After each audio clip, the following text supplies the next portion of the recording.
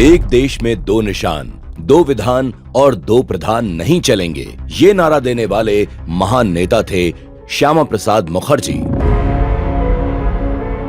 1947 में देश तो आजाद हुआ और उसके साथ ही देश पर आया विभाजन का संकट। विभाजन की त्रासदी झेल रहे देश को कांग्रेस की कुनीतियों ने एक और जख्म दिया, धारा 370।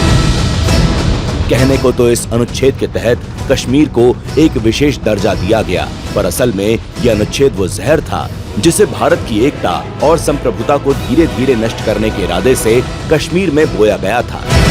लेकिन डॉक्टर श्यामा प्रसाद मुखर्जी वो दूरदर्शी नेता थे जिन्होंने इस अनुच्छेद के पीछे की मंशा, देश की एकता और अखंडता के खिलाफ दुष्परिणामों को पहचान लिया था और साथ ही शुरू किया भारत की अखंडता के विरुद्ध रचे गए इस षड्यंत्र के खिलाफ अभियान। अनुच्छेद 370 को हटाने का बिगुल डॉक्टर श्यामा प्रसाद मुखर्जी जी ने आज से 70 साल पहले पंजाब के माधोपुर गांव से फूंका था। अपने इसी संकल्प को पूरा करने के लिए डॉक्टर श्यामा प्रसाद मुखर्जी 1953 में जम्मू कश्मीर की यात्रा पर निकले थे। लेकिन 11 मई 1953 को वहां पहुंचते ही उन्हें गिरफ्तार कर लिया गया, क्योंकि उनके पास परमिट नहीं था। उस समय जम्मू कश्मीर में दूसरे राज्य के निवासी को कश्मीर में प्रवेश करने से पहले परमिट लेना पड़ता था।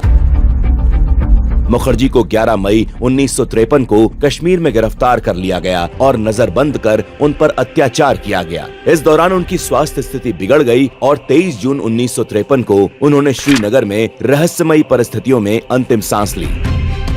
श्यामा प्रसाद जी ने अपने जीवन का बलिदान देकर देश की एकता और अखंडता के लिए जो संघर्ष किया, उसकी सच्ची श्रद्धांजलि यही हो सकती थी कि जिस अनुच्छेद को हटाने का प्रण लेकर उन्होंने अपने प्राण गंवाए, कश्मीर से उस धारा का खात्मा हो। और ये श्रद्धा सुमन अर्पित किए हमारे प्रधानमंत्री नरेंद्र मोदी जी ने।